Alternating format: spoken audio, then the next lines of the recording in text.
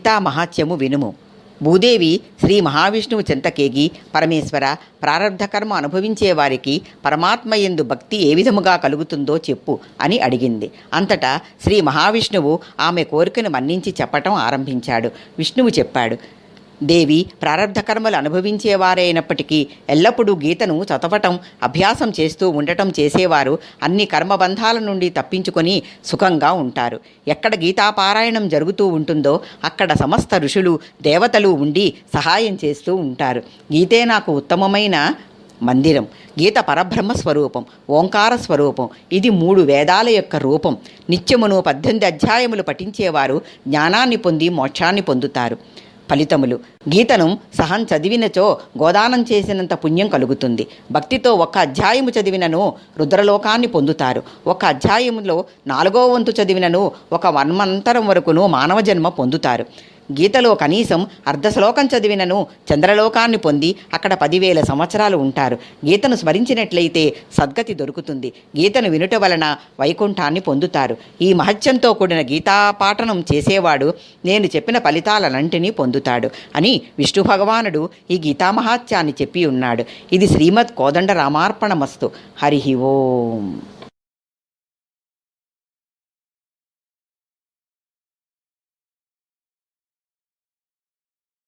హరి ఓం. నమస్కారం అందరికీ. నేను ఒక సాధారణ గృహిణినండి. నా పేరు లక్ష్మి. ఈ పరుగు జీవితంలో భగవద్గీత యొక్క శ్లోకం, తాత్పర్యం చదవటానికి ఎవరికీ అంత సమయం లేదు. కావున నేను భగవద్గీత 18 అధ్యాయముల సారాంశ తాత్పర్యాన్ని అందరికీ అర్థమయ్యేలా రాశాను. ఈ సారాంశాన్ని అందరూ విని ఆచరణలో పెడతారని నా ఆశ. ఒక మనిషి తన జీవితాన్ని ఎలా ఉద్ధరించుకోవాలన్నది దీని సారాంశం. శుక్లాంబరధరం విష్ణుం శశివర్ణం చతుర్భుజం ప్రసన్నవదనం ధ్యాయేత్ సర్వవిఘ్నోపశాంతయే. భగవద్గీత 18 అధ్యాయముల సారాంశ తాత్పర్యము మొత్తము.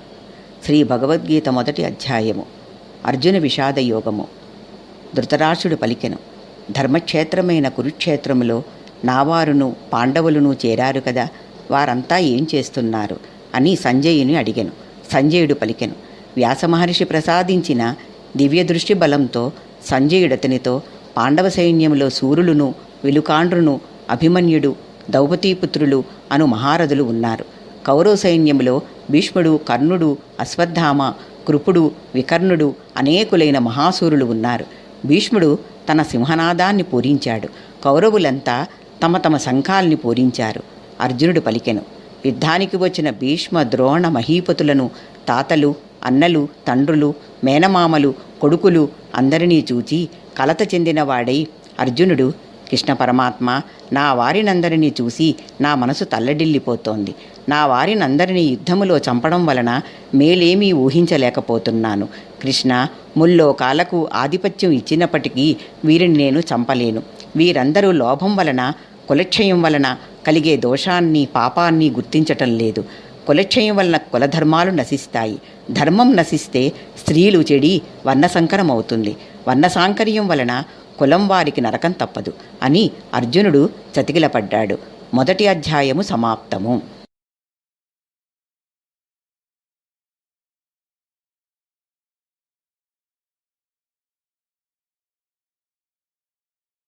శ్రీ భగవద్గీత 2వ అధ్యాయము సాంఖ్యయోగము. శ్రీకృష్ణుడు పలికెను, పార్థ, నీవు పిరికివాడివి కాకూడదు. యుద్ధానికి నడుం కట్టు. అర్జునుడు పలికెను, కృష్ణ, నిన్ను శరణు వేడుకుంటున్నాను. నాకు ఏది శ్రేయాన్ని కలుగ చేస్తుందో నాకు ఆజ్ఞాపించు. శ్రీకృష్ణుడు మందహాసముతో, అర్జున, వీరుడైన వాడు మోహాన్ని పొందడు. జీవునకు దేహమునందు బాల్య, యవ్వన, కౌమార, వార్ధక్యములను అవస్థలు ఎలా కలుగుచున్నవో మరణానంతరము మరి యొక్క దేహమును పొందుచున్నది. కావున జ్ఞాని ఎంతమాత్రము శోకమును పొందకూడదు. శబ్దం, స్పర్శ, రసం, రూపం, గంధం అనేవి ఇంద్రియాలతో కూడినవై చలి, వేడి, సుఖం, దుఃఖం మొదలైన అనుభవాల్ని కలిగిస్తూ ఉంటాయి. అవి ఎప్పుడూ ఉండేవి కావు. జగత్తంతా నిండియున్న ఆత్మ మాత్రం నాశనం లేనిది, నిత్యమైనది అయి ఉండి దేహాన్ని ధరిస్తూ ఉంటుంది. అందువలన యుద్ధానికి సిద్ధపడు. మనం చినిగిన వస్త్రాల్ని వదిలి కొత్త వాటిని ఎలా ధరిస్తూ ఉంటామో అలాగే ఆత్మ కొత్త వాటిని ధరిస్తూ ఉంటుంది. ఆత్మను ఆయుధాలు నడ నరకలేవు, నీరు తడుపలేదు, నరుకబడదు, ఎండదు, అంతా నిండి ఉంటుంది. ఇంద్రియాలకు కనిపించదు. ఆత్మతత్వాన్ని గ్రహించి నీ శోకాన్ని విడిచిపెట్టు. ఇక స్వధర్మాన్ని బట్టి కూడా విచారించవలసిన పని లేదు. క్షత్రియునకు యుద్ధధర్మం కంటే శ్రేయస్కరమైనది లేదు. ఏ పని చేసినా ఫలాపేక్ష లేకపోయినట్లయితే దోషమంటదు. పార్థ, నీవింతవరకు సాంఖ్యబుద్ధిని విన్నావు, యోగబుద్ధిని విను. బుద్ధిని ఏకాగ్రమునర్చి జీవిత లక్ష్యం నిర్ణయించుకో. అందుచేత యోగక్షేమాల్ని ఆలోచింపక ఆత్మయందే మనస్సును లగ్నం చేయుము. కర్మల వల్ల ఫలితం ఉన్నా లేకపోయినా సమత్వాన్ని వహించటమే యోగం అనిపించుకుంటుంది. నీ బుద్ధి మోహంతో కలుషితము కాకుండా ఎప్పుడు నిర్మలముగా ఉంటుందో అప్పుడు విన్నదాని ఎందును, వినగలదాలి ఎందును, సమస్త వేదోక్త కర్మల ఎందును వైరాగ్యాన్ని పొందగలవు. శ్రీకృష్ణ పరమాత్మ చెప్పగా విన్న అర్జునుడు, కేశవ, ఇట్టి సమాధి స్థితి పొందిన స్థితప్రజ్ఞుని స్వరూపము ఎటువంటిది, వాని లక్షణాలు ఎటువంటివి చెప్పుము. శ్రీకృష్ణుడు చెప్పాను, మనసులోని అన్ని కోరికలను వదిలిపెట్టి సహజ స్థితి యందుండి ఆత్మానందాన్ని అనుభవించేవాడు స్థితప్రజ్ఞుడు అనబడును. అనురాగం, భయం, క్రోధం లేనివాడే స్థితప్రజ్ఞుడు అనబడును. తాబేలు తన అవయవాలను లాగుకొను విధముగా ఇంద్రియాలు కోరుకునే కోరికల నుండి ఇంద్రియాల్ని మరల్చుకోగలవాడే స్థితప్రజ్ఞుడు. ఇతర విషయాల గురించి ఆలోచింపకూడదు. అలా చేస్తే మనస్సు వాటిల్లో చిక్కుకుంటుంది. అందువలన కోరిక పుడుతుంది. కోరిక తీరకపోతే క్రోధం జనిస్తుంది. క్రోధం వలన మనశ్శాంతి ఉండదు. అందువలన కోరికలు లేనివాడే మనశ్శాంతిని పొందగలడు. 2వ అధ్యాయము సమాప్తము.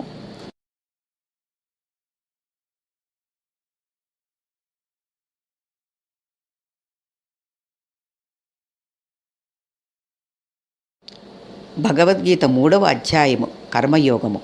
అర్జునుడు అడిగెను, నాకు శ్రేయస్సును కలిగించే మార్గము ఉపదేశింపుము అని అర్జునుడు వేడుకొనెను. భగవానుడు చెప్పెను, ఎవ్వడైనను కర్మల్ని చెయ్యకుండా ఉండలేడు. అందుచేత ఇంద్రియాలను మనస్సును జయించి ఆసక్తి లేకుండా కర్మేంద్రియాలతో పనులు చేస్తూ ఉంటాడో వాడే గొప్పవాడు. ఆహార విషయంలో దేవతలకు నివేదించి శేషించిన దానిని తినేవారికి ఏ పాపము అంటదు. అన్నం వల్లనే జీవరాశులు పుడుతున్నాయి. ఆహారం వర్షం వల్లనే లభిస్తోంది. ఈ వర్షాలు యాగాల వలన, యాగాలు కర్మల వలన కలుగుతున్నాయి. పార్థ, నాకు ముల్లోకాలలో పని లేదు. అయినా నేను కర్మ చేస్తూనే ఉన్నాను. నీవెందుకు చేయవు? నీవు కర్మలు చేసేవేళ రాగద్వేషాలకు నీ ఇంద్రియాలు లోబడకూడదు. రాగద్వేషాలు పరమశత్రువులు. నీకు విధించిన ధర్మాన్ని ఆచరించటం మంచిది. ఏ విధముగా పొగచేత అగ్ని, మురికి చేత అద్దము, మావిచేత శిశువు కప్పబడి ఉంటాయో అదే విధముగా కామం చేత జ్ఞానం కప్పబడి ఉంటుంది. ఇంద్రియాల కంటే మనస్సు, మనస్సు కంటే బుద్ధి గొప్పవి. ఎవడైతే బుద్ధికి చైతన్యం కలిగిస్తాడో వాడే ఈశ్వరుడు. 3వ అధ్యాయము సమాప్తము. భగవద్గీత 4వ అధ్యాయము జ్ఞానయోగము. భగవానుడు పలికెను, ఈ సిద్ధాంతాన్ని మొదట నేను సూర్యునకు చెప్పాను. సూర్యుడు మనువునకు, మనువు ఇక్ష్వాకురాజునకు చెప్పడం జరిగింది. నీవు నాకు భక్తుడవు, అందువలన నీకు చెప్పాను. మంచివాళ్లను రక్షించేటందుకు, చెడ్డవాళ్లను శిక్షించేటందుకు నేను ప్రతి యుగములోనూ జన్మిస్తూ ఉంటాను. నన్ను ఎవరు ఏ ఏ విధముగా సేవిస్తూ ఉంటారో వారికి ఆయా విధముగా అనుగ్రహిస్తూ ఉంటాను. సత్వ రజస్తమో గుణాలను బట్టి వారు వారు చేసే పనులను బట్టి నా చేతనే 4 కులాలు ఏర్పాటు చేయబడ్డాయి. చిత్తాన్ని, ఆత్మను జయించినవాడును, అది నాది ఇది నాది అని తంటాలు పడనివారును పాపాలను పొందరు. దొరికిన దానితో తృప్తిపడేవారును, సుఖ దుఃఖ ద్వంద్వాలు లేనివాడును, వైరబుద్ధి లేనివాడును కర్మలు చేసేటప్పటికీ కర్మలు వారిని బంధించలేవు. కొందరు ద్రవ్యదానమనే యజ్ఞాన్ని, కొందరు తపస్సును, కొందరు యోగాన్ని, కొందరు జ్ఞానం అనే యజ్ఞాన్ని చేస్తున్నారు. యజ్ఞం కంటే జ్ఞానయజ్ఞం గొప్పది. ఎందుచేతనంటే అన్ని కర్మలు జ్ఞానం కొరకే కదా. జ్ఞానంతో సమానమైన పవిత్ర వస్తువు ఈ లోకంలో లేదు. అందుచేత సందేహాల్ని వదిలిపెట్టి బుద్ధియోగాన్ని అవలంబించి యుద్ధానికి సిద్ధపడు. 4వ అధ్యాయము సమాప్తము.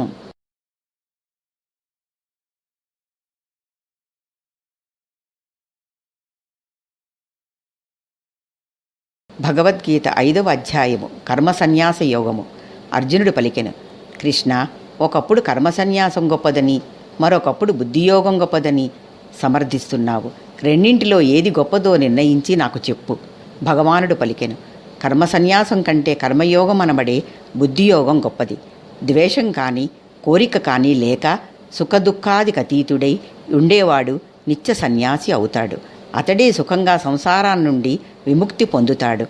తత్వవేత్త చూస్తూ, తింటూ, తాకుతూ, వాసన చూస్తూ, వింటూ, నడుస్తూ, నిద్రపోతూ, శ్వాస పీలుస్తూ, మాట్లాడుతూ, మలమూత్రాదులు విడుస్తూ, ఇచ్చిపుచ్చుకుంటూ ఆయా పనులలో ఆయా ఇంద్రియాలు ప్రవర్తిస్తున్నాయని, వాటికి తాను సాక్షినని, తాను కొంచెం కూడా కర్తవ్యం వహించక నిశ్చల మనస్సుతో సాక్షిగా ఉంటాడు.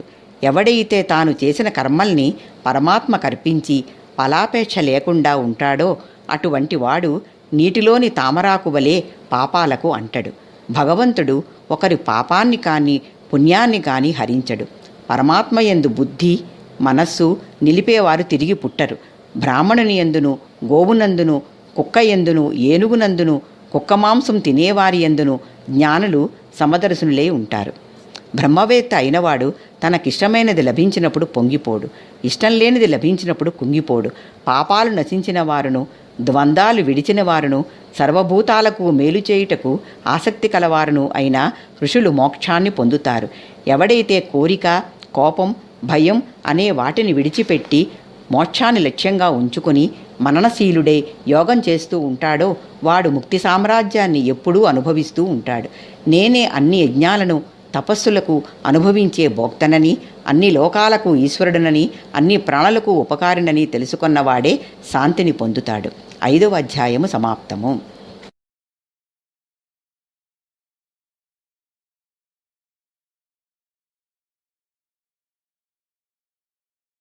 భగవద్గీత 6వ అధ్యాయము ఆత్మసంయమ యోగము. శ్రీకృష్ణ పరమాత్మ ఇట్లు చెప్పుచున్నాడు: తాను చేయవలసిన పనిని ఫలాపేక్ష లేకుండా నియమం తప్పకుండా చేసేవాడు మాత్రమే సన్యాసియు, యోగియు అవుతాడు. సన్యాసం అని చెప్పబడేదే యోగమని గ్రహించు. మనిషి తన చేత తానే ఉద్ధరింపబడాలి, అధోగతిలోనికి పోకూడదు. మనిషి తనకు తానే శత్రువు, తనకు తానే బంధువు. తృప్తి చెందిన మనసు కలవాడు, మట్టిని, బంగారాన్ని, రాతిని సమానముగా చూచేవాడు ఆత్మావలోకన రూప యోగాన్ని అభ్యసించటానికి తగినవాడవుతాడు. ప్రత్యుపకారం కోరకుండగా సహాయపడేవారి ఎందును, మిత్రుల ఎందును, శత్రువుల ఎందును, మధ్యస్థుల ఎందు, తటస్థంగా ఉండేవారి ఎందును, ద్వేషించేవారి ఎందును, పాపాత్ముల ఎందును సమబుద్ధి కలిగి నడుచుకునేవాడు గణ్యతను పొందుతాడు.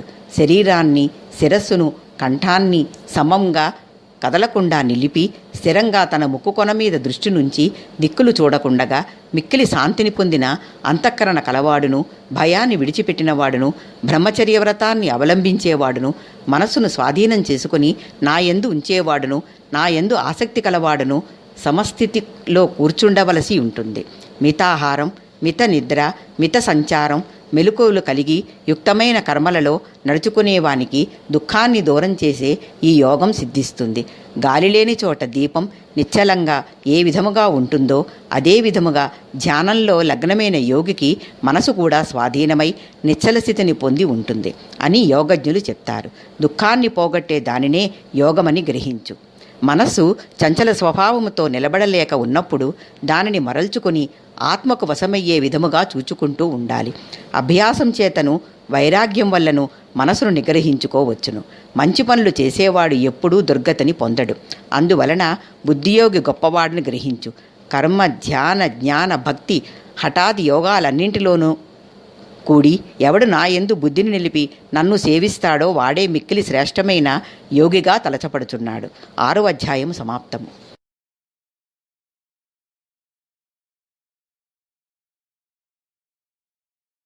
శ్రీ భగవద్గీత 7వ అధ్యాయము విజ్ఞాన యోగము.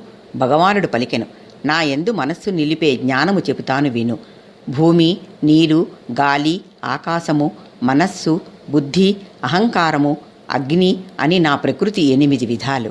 ఈ జగత్తు అంతా దారంతో రత్నాలు కూర్చినట్లు నా యందు కూర్చబడి ఉంది. ఓయి అర్జున, జలములందు రసాన్ని, సూర్యచంద్రులందు ప్రకాశమును, వేదాలయందు ఓంకారమును, ఆకాశమందు ధ్వనిని, మనుజులయందు నీరసాన్ని, భూమి యందు సుగంధాన్ని, అగ్నియందు తేజస్సును, సర్వజీవకోటి యందు ఆయువును, తపస్సులు యందు తపస్సును అగుచున్నాను. సత్వగుణం వల్ల పుట్టిన మోహములు, గుణం వల్ల కలిగే శోక మోహములను, రజోగుణం వల్ల కలిగే అహంకారాది దర్పాలను నా వల్ల పుడుతున్నాయని గ్రహించు. అనేక జన్మలలో చేసిన సాధనా ఫలితముగా ఒకానొకడు మాత్రమే నన్ను తెలుసుకొనగలడు. ఎవరే దేవతల్ని భజించినా వారా విధముగా నడుచుకోగల శక్తి ఇచ్చేది కూడా నేనే. జనన మరణ చక్రాన్ని తప్పించుకోవడానికి నన్నెవరు భజిస్తారో వారు పరబ్రహ్మమును, ఆధ్యాత్మము నెల్లను, అన్ని కర్మములను తెలుసుకోగలరు. విజ్ఞానయోగము సమాప్తము.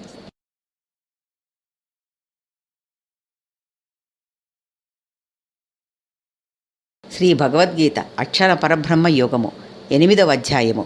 అర్జునుడు అడిగెను, ఆత్మనియమం కలవారు మరణకాలములో నిన్ను ఎలా తెలుసుకుంటారు? భగవానుడు పలికెను, నన్ను స్మరిస్తూ ప్రాణాలు వదిలిపెట్టేవాడు నిస్సందేహంగా నన్ను పొందుతాడు.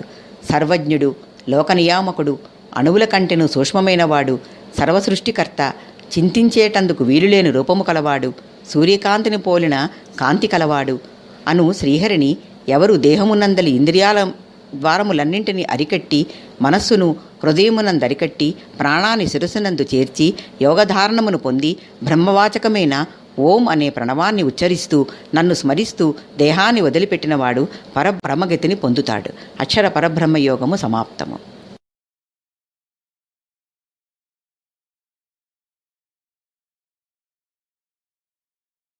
శ్రీ భగవద్గీత రాజవిద్య రాజగుహ్య యోగము 9వ అధ్యాయము. శ్రీకృష్ణ భగవానుడు చెప్పుచున్నాడు, అర్జున, నీకిప్పుడు అసూయ అనేది లేకుండా ఉండుట వల్ల అతి రహస్యమైన జ్ఞానాన్ని, దాని అనుభవాన్ని తెలిపే విజ్ఞానం కూడా చెప్తాను. దీనిని తెలుసుకోవటం వల్ల అశుభప్రదమైన సంసారం నుండి విముక్తి కలుగుతుంది. ఈ లోకములో తల్లిని తండ్రిని నేనే. కర్మఫలాన్ని ప్రాణులకు విధించే దాతను, బ్రహ్మను సృష్టించేవాడును నేనే. పవిత్రమైన ఓంకారమును, రుక్ యజు సామ వేదములను నేనే.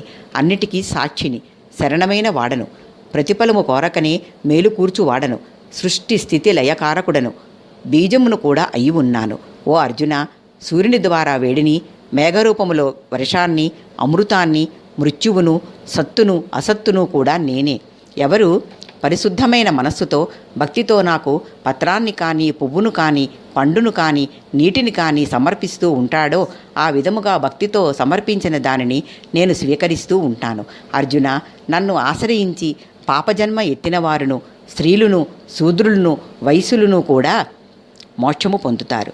కనుక నాయందే భక్తి నిలుపు, నాయందే మనస్సు నిలుపు, నన్నే అర్చించు, నాకే నమస్కరించు, ఈ విధముగా నన్నే ఉత్తమగతి అని ఎంచు కొన్నట్లయితే స్థితప్రజ్ఞను పొంది నన్నే పొందగలవు.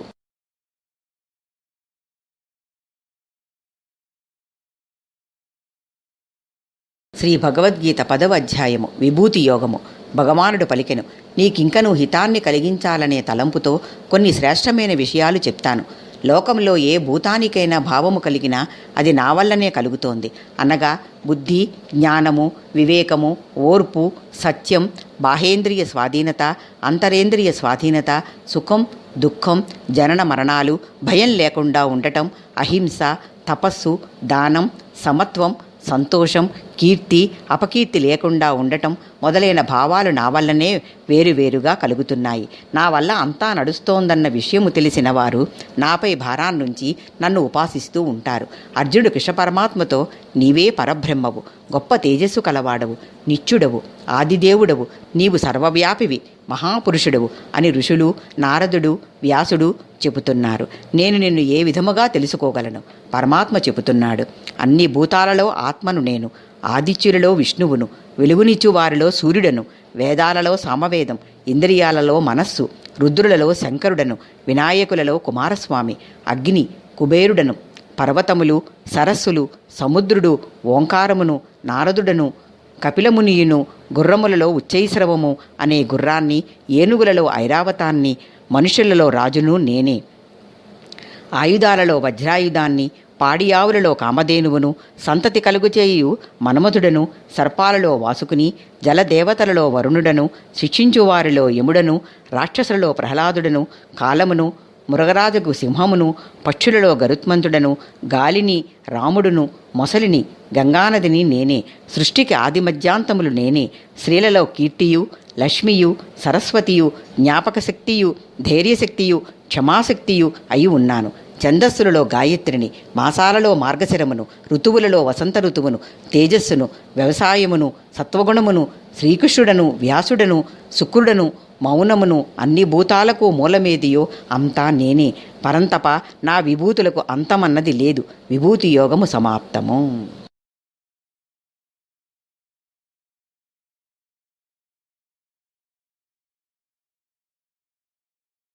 శ్రీ భగవద్గీత 11వ అధ్యాయము. విశ్వరూప సందర్శన యోగము. అర్జునుడు పలికెను, పురుషోత్తమ, నీవు ఇప్పుడు వర్ణించిన అసాధారణమైన నీ రూపాన్ని చూడాలని కోరుకుంటున్నాను. అది విన్న భగవానుడు, అనేక దివ్యాలైన రంగులు రూపాలు గల నా యొక్క రూపాన్ని చూడు.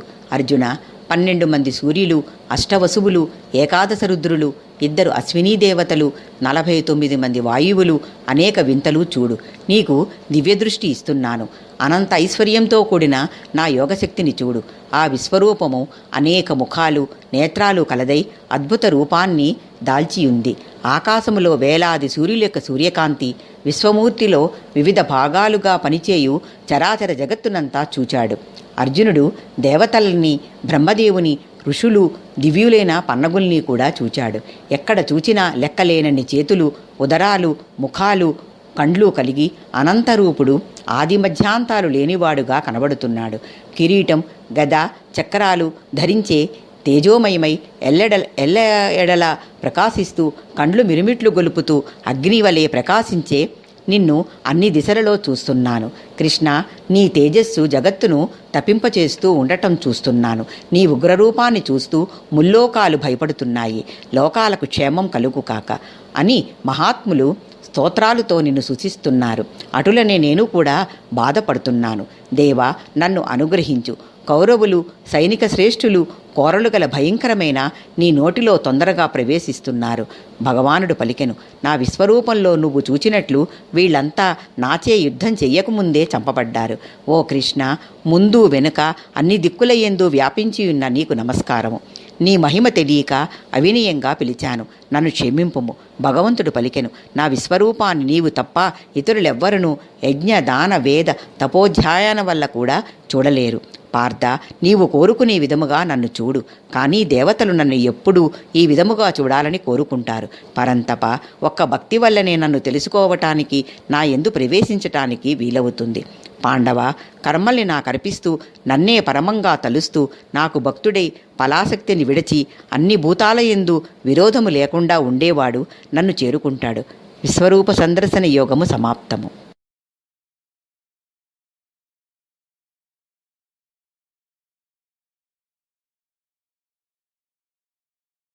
శ్రీ భగవద్గీత 12వ అధ్యాయము. భక్తి యోగము. అర్జునుడు పలికెను, నీకు భక్తులై ఇష్టమైన పనులు చేస్తూ నిన్ను సేవించేవారును, నిర్గుణతత్వాన్ని ఉపేక్షించేవారును అనే 2 రకాల వారిలో ఎవరు ఉత్తమ యోగులో చెప్పు అని అడిగాడు. శ్రీకృష్ణ పరమాత్మ, నా యందు మనసు నుంచి ఎల్లప్పుడూ భగవత్ప్రీతికరాలైన పనులు చేస్తూ శ్రద్ధతో నన్ను ఉపేక్షించేవారే అందరికంటే ఉత్తమ యోగులని నా అభిప్రాయము. సర్వకర్మల్ని నా యందుంచి నా యందు ఆసక్తి కలిగి ఇతరమును తలంచక యోగనిష్టతో నన్ను ధ్యానిస్తూ ఉండేవారిని మృత్యువుతో కూడిన సంసార సాగరము నుంచి ఉద్ధరిస్తాను.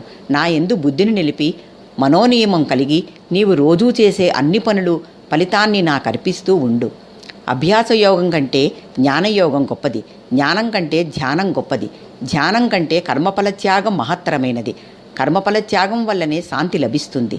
ద్వేషము లేనివాడు, మిత్రత్వం, కరుణ కలవాడు, ఇది నాది మమకారము లేనివాడు, అహంకారము లేనివాడు, సుఖదుఖాల్ని సమంగా చూచేవాడు, ఓర్పు, సంతుష్టి కలవాడు, మనస్సును ఎల్లప్పుడూ యోగమందే నిలిపేవాడు, జితేంద్రియుడు, దృఢ నిశ్చయం కలవాడు, మనోబుద్ధులను నాయందే అర్పించినవాడు, లోకానికి బాధ కలిగించనివాడు, లోకం వల్ల బాధ పొందనివాడు, హర్ష, కోపము, భయము, సంక్షోభాలు లేనివాడు అయిన భక్తుడంటే నాకు ఎంతో ఇష్టం.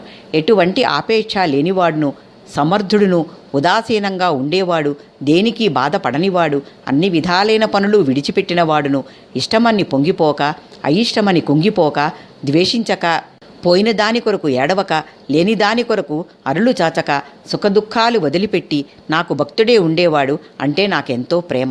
శత్రుమిత్రుల యందును, గౌరవాదులందును, శీతోష్ణ సుఖదుఖాల యందును సమభావంతో ఆశ లేకుండా ఉండి దూషణభూషణల్ని తృణీకరించేవాడును, అల్ప సంతుష్టి కలవాడును, స్థిరబుద్ధి కలవాడును, భక్తి కలవాడును అయిన వాడనినా నాకెంతో ఇష్టం.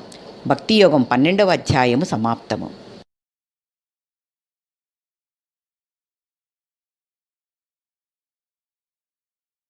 శ్రీ భగవద్గీత 13వ అధ్యాయము క్షేత్రజ్ఞ విభాగ యోగము. అర్జునుడు పలికెను, ప్రకృతి పురుషులు, క్షేత్రజ్ఞులు, జ్ఞానాలు అనే స్వభావ లక్షణాల గురించి తెలుపము. శ్రీకృష్ణ పరమాత్మ తెలిపెను, భూమి, నీరు, గాలి, ఆకాశము, కాంతి అనే పంచభూతాలు, చెవి, చర్మం, నాలుక, ముక్కు, కన్ను అనే జ్ఞానేంద్రియాలు, మాట, కాళ్ళు, చేతులు, వాయు ఉపస్సులు అనేక కర్మేంద్రియాలు, మనస్సును అనే 11 ఇంద్రియాలు, కోరిక, ద్వేషం, సుఖం, దుఃఖం అనే దేహేంద్రియ సంయోగం వల్ల కలిగేటి చేతన, ధైర్యం వీటితో కూడి ఈ క్షేత్రం గురించి వికారాలతో కూడి సంక్షిప్తంగా చెప్పబడింది. అభిమానం, డంబం లేకుండుట, హింస చెయ్యకుండా ఉండటం, ఓర్పు, రుజుత్వం, ఆచార్య సేవ, శౌచం, స్థైర్యం, మనోనిగ్రహం, విషయ వైరాగ్యం, అనహంకారము, దేహం ఉన్నంత వరకు జన్మ, మృత్యు, జరావ్యాధి దుఃఖాలు సహజాలని తెలుసుకోవటం, వ్యవహార దశలో ఏర్పడ్డ పుత్ర, మిత్ర, దారా, గృహాదులు అస్థిరాలని తెలుసుకోవటం, ఆసక్తి లేకుండా ఉండటం, కాలాన్ని దుర్వినియోగం చేయకుండా ఉండటం, ఆధ్యాత్మిక జ్ఞానమునందు అభిరుచి కలిగి ఉండటం జ్ఞాని యొక్క లక్షణాలు. దేనిని తెలుసుకున్నట్లయితే మోక్షం కలుగుతుందో చెప్తాను విను.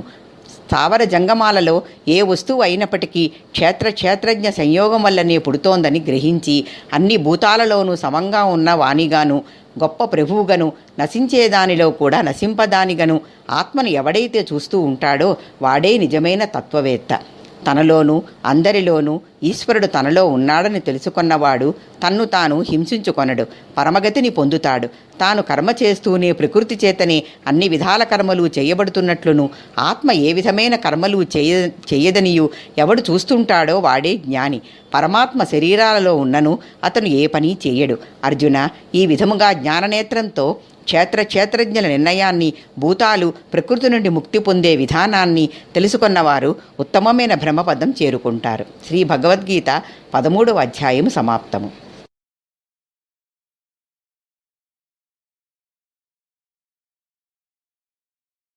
శ్రీ భగవద్గీత గుణత్రయ విభాగ యోగము 14వ అధ్యాయము. శ్రీకృష్ణ భగవానుడు పలికెను, సకల యోనులందు పుడుతున్న అన్ని రూపాలకు ప్రకృతియే కారణం. నేను ఆయా మూర్తులందు బీజాన్నుంచే తండ్రిని. అర్జున, సత్వ రజస్తమో గుణములు ప్రకృతి నుండి పుడుతూ ఉంటాయి. అర్జున, సత్వం సుఖాన్ని, రజస్సు కర్మలయందు ఆసక్తిని, తమస్సు అన్ని పనులయందు మాంద్యాన్ని కలిగిస్తాయి. మనిషికి శాంతియే సత్వగుణం, అశాంతి ఆశ రజోగుణం, అవివేకం మతిమరుపు, సోమరితనం మూఢత్వం తమోగుణ లక్షణాలు. ఈ విధముగా గుణాల వల్ల చలించక ఆయా గుణధర్మాలు అటువంటి విధముగా నడుస్తూ ఉంటాయనుకుని ఉదాసీనంగా ఉంటూ స్థిరచిత్తంతో సుఖదుఖాలను సమానంగా భావిస్తూ మనసును కుదురుపరుచుకొని మట్టి పెళ్లను బంగారాన్ని ఒకే మాదిరిగా చూస్తూ ప్రియం అప్రియం ఒకటిగా భావిస్తూ ధైర్యంతో తన్ను పొగిడినా తిట్టినా లెక్కపెట్టక, గౌరవం కలిగినా అవమానం కలిగినా చలింపక, శత్రుమిత్ర భేద బుద్ధి లేక ఫలాపేక్ష లేనివాడే త్రిగుణాతీతుడవుతాడు. శ్రీ భగవద్గీత 14వ అధ్యాయము సమాప్తము.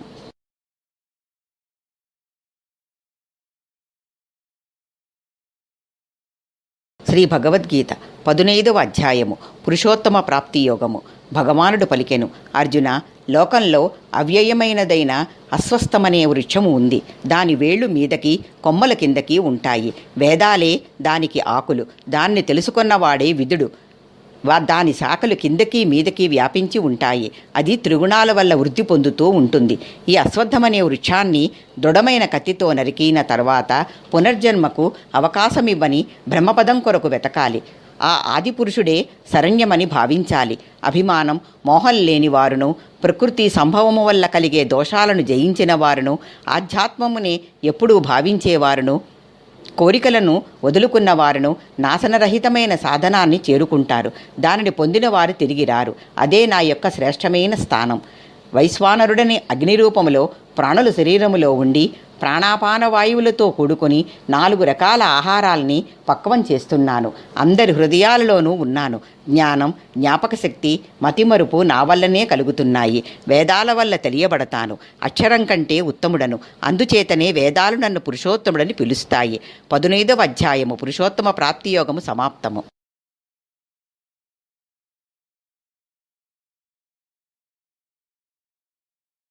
శ్రీ భగవద్గీత 16వ అధ్యాయము దైవాసుర సంపద్విభాగ యోగము.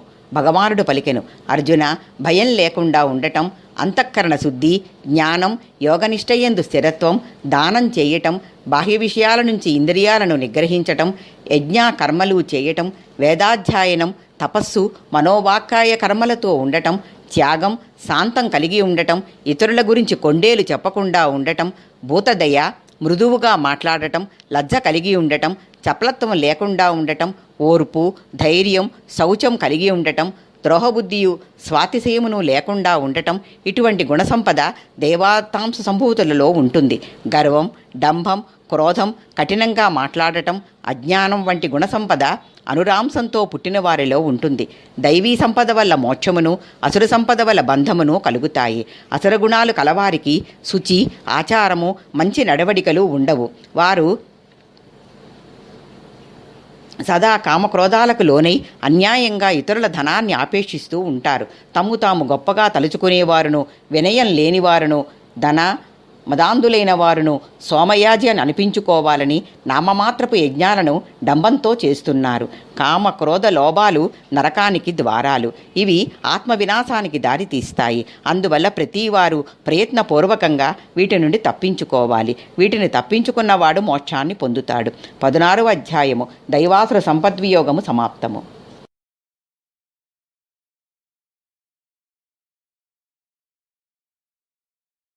శ్రీ భగవద్గీత 17వ అధ్యాయము శ్రద్ధాత్రయ విభాగ యోగము. అర్జునుడు పలికెను, శ్రద్ధ అనేది ఎలా ఉంటుంది? నాకు కొంచెం వివరంగా చెప్పుము. భగవానుడు పలికెను, శ్రద్ధ అనేది వారి వారి స్వభావాలను బట్టి ఉంటుంది. అది త్రిగుణాలను బట్టి 3 రకాలు. వాటిని చెప్తాను విను.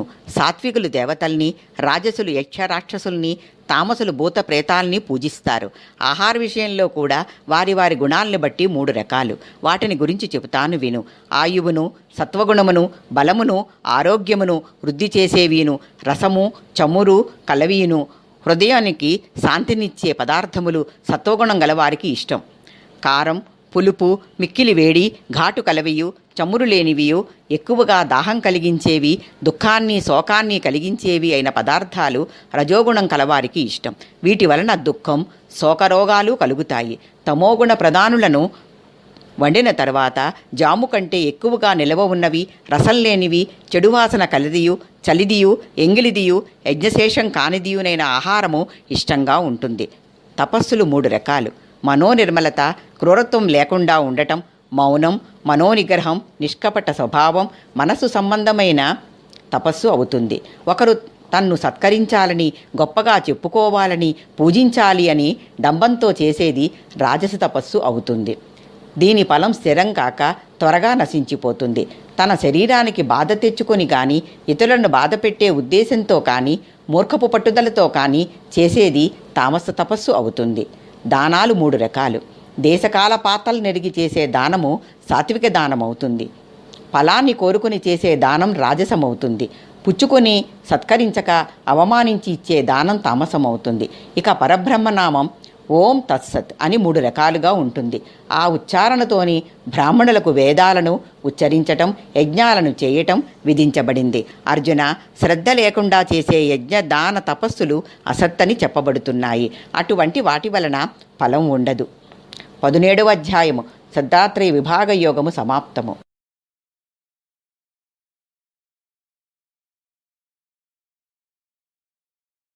శ్రీ భగవద్గీత 18వ అధ్యాయము మోక్ష సన్యాస యోగము. అర్జునుడు పలికెను, స్వర్గాది ఫలాలనిచ్చే కామ్యకర్మలని విడిచిపెట్టడం సన్యాసమని, అన్ని కర్మలు చేస్తూ వాటి వల్లే వచ్చే ఫలితాన్ని ఆశించకుండా ఉండటం త్యాగమని పండితులు చెబుతారు. భగవానుడు పలికెను, అర్జున, బుద్ధిమంతులైన వారు పూర్వజన్మ పాపాలు పోగొట్టుకునేందుకు యజ్ఞ, దాన, తపస్సులనే కర్మల్ని విడువక చేస్తూనే ఉండాలి. అవి పవిత్రతను కలిగిస్తాయి. సత్వగుణంతో కూడిన త్యాగి కష్టతరాలైన కర్మల మీద ద్వేషం కానీ సుఖకరాలైన కర్మల మీద ఆసక్తిని కానీ చూపించడు. అటువంటి వాడే మేధావి. అనిష్టమని ఇష్టమని 3 రకాలు. శరీరం మొదటి కారణం. ఈ శరీరాన్ని పనిచేయించే కర్త అయిన జీవాత్మ 2వ కారణం. ఇంద్రియాలు మనస్సు 3వ కారణం. కర్తలు 3 రకాలు. చేపట్టిన పనిని సిద్ధించకపోయినా చలించనివాడు సాత్వికుడనబడతాడు. లోభియు హింస చేయువాడు శుచి లేనివాడు ఇష్టవస్తు ప్రాప్తి చేత సుఖము లేని కర్త రాజసుడనబడతాడు. యుక్తమైన నడవడి లేనివాడును నమ్రత లేనివాడును వంచనాపరుడును సోమరియును అయిన కర్త తామసుడనబడతాడు. మానవుడు దేని ఎందు క్రీడిస్తూ దుఃఖనాశనాన్ని పొందుతాడో అటువంటి సుఖం కూడా 3 రకాలు. ఇంద్రియాలకు విషయాలకు సంబంధం కలిగి మొదట అమృతంలా కనిపించి చివరకు విషతుల్యమయ్యే సుఖము రాజసమవుతుంది. మొదట నుంచి చివరి వరకు శరీరాన్ని మరిపించి నిద్ర మాంద్యం ప్రమాదం అనే వాటి వల్ల పుట్టే సుఖము తామసమవుతుంది. ఇది బంధకారణం మోక్షకారణం అని వివేకంతో తెలుసుకొనగల శక్తి సాత్వికమవుతుంది. అందువలన అర్జున వారి గుణాల భేదాల వల్లనే బ్రాహ్మణ క్షత్రియ వైశ్య శూద్ర కర్మలని వేరువేరుగా నిశ్చయింపబడ్డాయి. సమం సమం చమం శౌచం శాంతి ఆర్జనం అనే గుణాలు కలవారు బ్రాహ్మణ కర్మ చేసేందుకు అర్హులవుతారు. శౌర్యం తేజస్సు ధృతి యుద్ధంలో వెనుకంజ వేయకపోవడం దాతృత్వం ప్రజాపాలన చేసే స్వభావం సహజ గుణాలు కలవారు క్షాత్రానికి సంబంధించిన కర్మలు చేసేవారవుతారు. వ్యవసాయం పశుపాలన వర్తకం చేసే గుణాలు కలవారు శూద్ర కర్మ చేసేందుకు అర్హులవుతారు. ఇతరులకు సేవ చేసి జీవించేవారు శూద్రకర్మ చేసేందుకు అర్హులవుతారు. తన స్వభావానికి తగిన పనులు చేసినట్లయితే ఎటువంటి పాపము అంటదు. నిర్మల బుద్ధితో కూడినవాడై ధైర్యంతో కూడి ఆత్మను నియమించి విషయాలను రాగద్వేషాలను వదిలి ఏకాంత స్థలవాసి అయి మితాహారి అయి శరీర మనోనియమాలతో విరక్తిభావాన్ని ఆశ్రయించి ఎల్లవేళలా ధ్యానయోగ్యాభ్యాసాలను చేస్తూ అహంకార డంభం బలం కామం క్రోధం ధనార్జన అనే వాటిని విడిచిపెట్టి మమకారం లేనివాడై శాంత స్వభావం కల పురుషుడు బ్రహ్మభావాన్ని పొందుతాడు. నీ మనస్సు నాకు అర్పించినట్లయితే నా అనుగ్రహం వల్ల అన్ని కష్టాలను దాటగలవు. రహస్యాలలో అన్నింటికంటే రహస్యమైన జ్ఞానాన్ని నీకు బోధించాను. నీవు నాకు పరమ ప్రియుడవై ఉండటం వల్ల నీకు హితమైన ఇంకొక మాట చెబుతాను విను. ఇది అన్నింటికంటే పరమ రహస్యం. నీవు నాయందే మనసు నిలుపు. నాకు భక్తుడివై నాకే నమస్కరించు. అప్పుడు నీవు నన్నే చేరగలవు. అన్ని ధర్మాలని వదిలిపెట్టి నన్నే శరణు పొందు. నేను నిన్ను అన్ని పాపాల నుండి రక్షించగలను. దుఃఖించకు. ఎవడీ పరమరహస్యమైన గీతాశాస్త్రాన్ని నా భక్తులకు చెబుతాడో వాడు సంశయం లేనివాడై భక్తి కలవాడై నన్నే పొందుతాడు. ధర్మానికి మూలమైన మన సంవాదాన్ని ఎవరైతే పఠిస్తారో అట్టి వారి చేత నేను జ్ఞానయజ్ఞంతో కూడిన పూజింపబడిన వాడిగా అవుదును అని నా ఉద్దేశం. దీనిని శ్రద్ధ కలిగి అసూయ లేకుండా ఉండేవాడు వినేవాడు పాప విముక్తిని పొంది పుణ్యకర్మలు చేసేవారు పొందే ఉత్తమలోకాలు పొందుతారు. పార్థ ఏకాగ్ర చిత్తంతో దీన్ని విన్నావు కదా, నీ యొక్క అజ్ఞానం చేత కూడిన మోహం తొలగిపోయింది కదా అని అడిగాడు. అర్జునుడు పలికెను, అచ్యుత నీ అనుగ్రహం వల్ల జ్ఞానాన్ని పొందాను.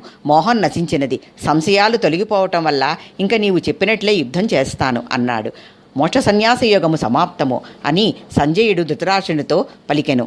నేను భగవానుని యొక్కయు మహాత్ముడైన అర్జునుని యొక్కయు ఆశ్చర్యకరమును వడలు పులకరింపచేయునది అయిన ఈ ప్రబోధాన్ని విన్నాను. వ్యాసుల వారు రచించిన దూరదృష్టి దూర శ్రవణముల చేత పరమరహస్యమైన ఈ బుద్ధియోగాన్ని యోగీశ్వరుడైన శ్రీకృష్ణ పరమాత్మ చెబుతూ ఉండగా స్వయంగా విన్నాను. శ్రీకృష్ణ పరమాత్మ చూపించిన ఆశ్చర్యకరమైన విశ్వరూపాన్ని మాటిమాటికి తలుచుకుంటూ ఎంతో ఆశ్చర్యాన్ని ఆనందాన్ని పొందుతున్నాను. రాజా, యోగీశ్వరుడైన శ్రీకృష్ణుడును గాంధీవాన్ని ధరించిన పార్థుడును ఏ పక్షాన ఉన్నారో ఆ పక్షానికి సంపద ద్విజ ఐశ్వర్యములు నీతి ఉంటాయని నా ఉద్దేశం అని తన నిశ్చయాన్ని విశదీకరించాడు సంజయుడు. భగవద్గీత సర్వము సమాప్తము.